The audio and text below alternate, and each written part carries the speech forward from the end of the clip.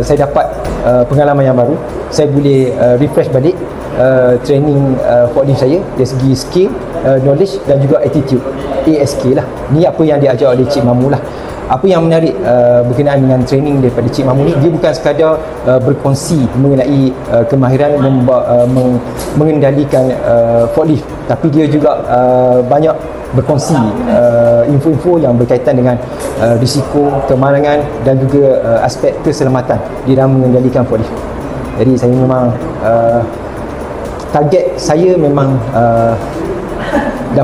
dapatlah banyak ilmu dan pengetahuan lah daripada hasil training yang saya join kali ni lah. Itu sahaja.